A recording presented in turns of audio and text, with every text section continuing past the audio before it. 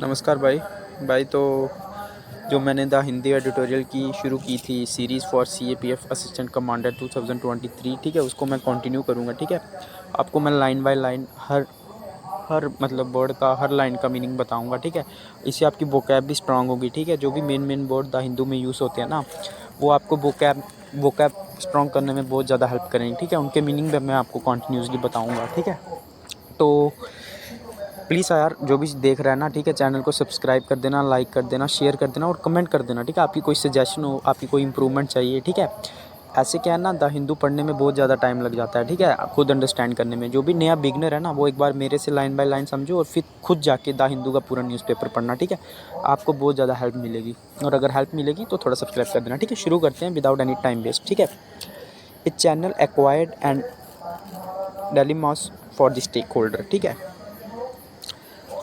इस हेडिंग का मतलब है चैनल को एक्वायर कर दिया है। ठीक है, किसने किया आपको पता ही होगा। लेटेस्ट न्यूज़ में अडानी ने जो NDTV में मतलब स्टेक होल्ड किए हैं बहुत ज़्यादा। ठीक है, और ये एक डायलेमा है for the stakeholder. Dilemma मतलब एक दुविधा है स्टेक होल्डर के लिए, जो भी स्टेक होल्डर है उस कंपनी में। ठीक है, अब स्टेक होल्डर क्या होता है ना, कोई भी एम्प्लॉयर हो गया, क्रेडिटर हो गया, मतलब जिसने भी इन्वेस्ट किया है उस कंपनी में। ठीक है, जो मतलब जो इफ़ेक्ट हो सकता है उस कंपनी में, कुछ भी हेर फेर होगा तो उससे जो भी इफ़ेक्ट हो सकता है। जैसे एम्प्लॉयर हो गया जो किसी कंपनी में काम करता होगा। ठीक है, अगर उसके उसके मतलब अगर उसमें कुछ कंपनी में कुछ परफॉर्मेंस में कुछ गिरावट आएगी तो उसकी सैलरी पे भी उसका फ़र्क पड़ेगा ना। मतलब जो भी बंदा इफ़ेक्ट हो सकता है, ठीक है, कंपनी के आगे पीछे होने से, ठीक है, उसको बोलते हैं स्टेक होल्डर। ठीक है, ये शेयर होल्डर का एक थोड़ा सा पार्ट होता है। ठीक है, अभी हम लोग इसको स्टार्ट करते हैं। ठीक है, ये हेडिंग थी, अभी हम लोग पढ़ते हैं। ये आर्टिकल लिखा है करण थापर, एक टेलीविज़न एंकर है। ठीक है, इन लोगों के जो मतलब ओपिनियन होते हैं ना, जो आपको पेपर सेकंड के लिए बहुत ज़्यादा हेल्प करेंगे। ठीक है, और ये अभी मुद्दा बहुत ज़्यादा चल रहा है क्योंकि अडानी ने टेक ओवर कर लिया NDTV को, उसके बाद रवीश कुमार ने रिज़ाइन कर दिया। तो ये न्यूज़ में है तो ये आ भी सकता है, कोई बड़ी बात नहीं है। ठीक है, इनके ओपिनियन हम लोग सुन लेते हैं। जो भी आपको मेन पॉइंट लगेंगे उसको आप नोट कर लेना और अपने पेपर 2 में लिख देना। ठीक है, आपको बढ़िया नंबर मिल जाएंगे। ठीक है, अभी मैं आपको लाइन बाय लाइन समझाता हूँ। Of the over 400 news channels in India, the one I most regularly watch is NDTV और न्यू दिल्ली टेलीविज़न। ये बोल रहा है कि 400 चैनल हैं जो पूरे इंडिया में, उसमें मैं NDTV सबसे ज़्यादा वॉच करता हूँ, रेगुलर वॉच करता हूँ।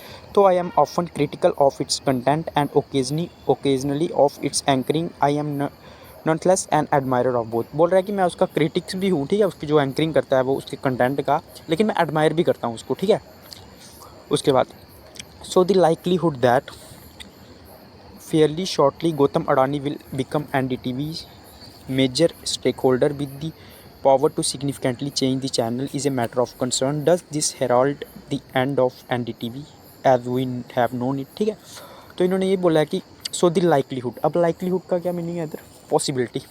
ठीक है, इन लाइकलीहुड का मीनिंग होता है पॉसिबिलिटी, ये आप नोट कर दीजिए। ठीक है, पॉसिबिलिटी क्या है कि फेयरली शॉर्टली गौतम अडानी जो है वो टेक ओवर कर लेगा NDTV के मेजॉरिटी स्टेक होल्डर को। ठीक है, with the power to significantly, उससे वो चैनल को चेंज कर सकता है और ये एक मैटर ऑफ कंसर्न है, मतलब चिंता का विषय है ये। ठीक है, does this herald the end of NDTV as we known it. मतलब ये क्या, हेराल्ड का मतलब होता है डिक्लेयर करना। तो ये मतलब एक डिक्लेरेशन है कि NDTV जो है वो ख़त्म हो जाएगा, जो जैसा मतलब पहले था वैसा नहीं रहेगा, as we have known it. ठीक है, अब बोलते हैं FT इंटरव्यू। ठीक है, मतलब FT इंटरव्यू मतलब फाइनेंशियल टाइम्स जो एक वर्ल्ड का बड़ा न्यूज़पेपर है, उसको इंटरव्यू दिया था अडानी ने। ठीक है, in an interview to the Financial Times in November, mister Adani has spoken about his future plans. ठीक है, उन्होंने अपने फ्यूचर प्लान्स के बारे में बताया। As far as I know it is the only time he has done so. मतलब यहाँ तक हमें पता है ना, मतलब ऐसा पहली बार ही हुआ है कि उसने इंटरव्यू दिया होगा, मतलब अपने प्लान्स बताए होंगे। He sees the NDTV acquisition as a responsibility not a business opportunity. मतलब NDTV के जो एक्विजिशन किया ना उसने, उसको एक बिजनेस की तरह नहीं देख रहा है। उसने बोला कि ये मैं एक रिस्पॉन्सिबिलिटी की तरह मान रहा हूँ। Prima fascia that sounds reassuring.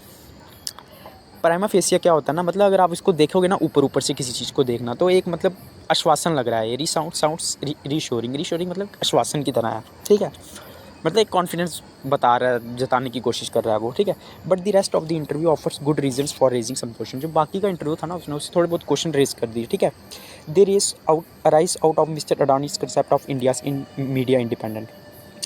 उसने जो मीडिया इंडिपेंडेंस पे जो कुछ बोला ना, उस पर थोड़े से प्रश्न उठते हैं। ठीक है, independence means if government has done something wrong you say it's wrong, no one could quarrel with it, how he adds, but at the same time you should have coverage courage to when the government is doing the right thing every day you have to say that। उसने ये क्या बोला कि media independence का मतलब ये है कि अगर गवर्नमेंट कुछ गलत कर रही है तो उसको गलत बोले, ठीक है, इसमें कोई बहस नहीं कर सकता। हाउएवर ही एड्स, उसने ये भी कहा कि एट द सेम टाइम कि मीडिया वालों में इतना मतलब कोरेज भी होना चाहिए कि जब गवर्नमेंट राइट कर रही है हर दिन तो उसको राइट बोले, ठीक है।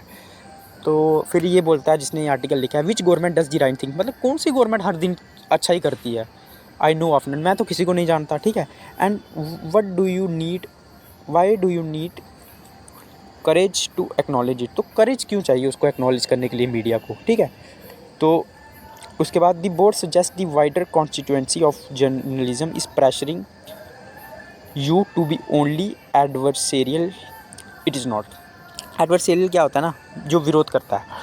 तो जो मतलब अडानी ने बोला कि इसके लिए भी एक मतलब करेज चाहिए कि अगर कोई गवर्नमेंट हर दिन ठीक कर रही है तो उसको ठीक बताए मीडिया वाले। तो ये वर्ड क्या बताता है ना कि जो वाइडर कॉन्स्टिट्यूएंसी मतलब जो जर्नलिज्म की मतलब बड़ी बड़ी कॉन्स्टिट्यूएंसी मतलब जितना भी जर्नलिस्ट है ना वो क्या कर रहे हैं, pressuring you to be only advertise, मतलब आप पे प्रेशर डाल रहे हैं कि आप सिर्फ विरोध करो।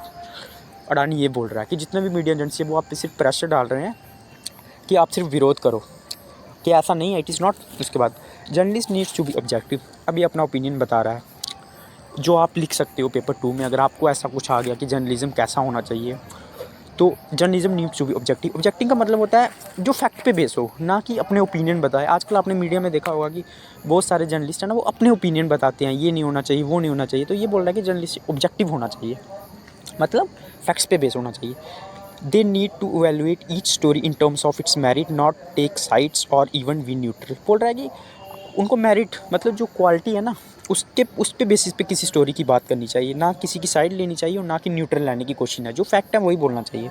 Praising government is actually easy, government का प्रेज़ करना तो ईजिली है और वो पसंद भी करते हैं ये चीज़, दे लाइक इट। अच्छा, criticising it is more difficult, criticise करना उसको और भी ज़्यादा मुश्किल है।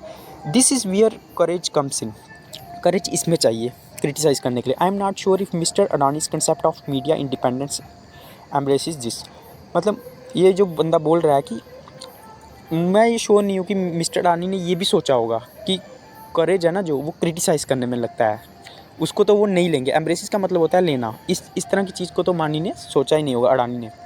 However he does not have big plans for NDTV, does have, लेकिन उसके लिए एनडीटीवी के लिए बड़े बड़े प्लान्स हैं, ठीक है। इसके पास अडानी के पास he wants to give it global footprint, ठीक है। Adding India does not have one single outlet to compare the Financial Times और अल जजीरा, ठीक है। तो ये यही बोल रहा है कि इंडिया के पास कोई भी ऐसा ग्लोबल फुटप्रिंट नहीं है, ठीक है, मतलब ग्लोबल ऐसा कोई चैनल नहीं है जो कंपेयर हो सके फाइनेंशियल टाइम्स न्यूज़पेपर और जो जजीरा न्यूज़पेपर है, ठीक है। This suggest two things, mister Adani's plans to put a lot of money on it, ये हमें दो ही चीज़ें बताता है कि मिस्टर अडानीज को ग्लोबल फुटप्रिंट बनाने के लिए मतलब जैसे एनडीटीवी जैसे फाइनेंशियल न्यूज़ है उसके लिए बहुत सारा पैसा लगाएगा इसमें। एंड प्रिस्यूमेबली का मतलब होता है शायद he will protect its credibility because otherwise it can not aspire to the status of Financial Time and Al Jazeera, मतलब। और ये भी हो सकता है कि ये वो उसकी वैल्यू को प्रोटेक्ट करे, ठीक है, क्योंकि उसकी वैल्यू को प्रोटेक्ट किए बिना वो ऐसा स्टेटस नहीं पा सकता जैसा फाइनेंशियल टाइम्स और अल जजीरा का है, ठीक है। उसके बाद आ गया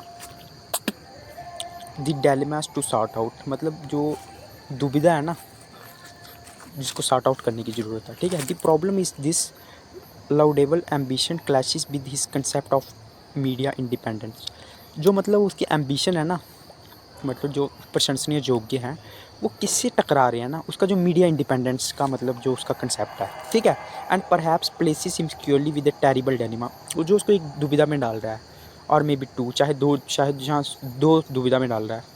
if NDTV were to praise the government every day it could be view as a propaganda organ of the government, अगर जैसे उसका मीडिया का कंसेप्ट है कि गवर्नमेंट को मतलब मीडिया को हर दिन अगर गवर्नमेंट अच्छा कर रही है तो उसको हर दिन प्रेस करना चाहिए, अगर ऐसा करेगी ना एनडीटीवी तो एक प्रोपोगंडा लगेगा गवर्नमेंट का, ठीक है। That would ensure it never rises to the level of Financial Times and Al Jazeera, तो ये एंश्योर कर देगा कि वो कभी फाइनेंशियल टाइम्स और अल जजीरा के आसपास भी नहीं पहुंच पाएगी, ठीक है।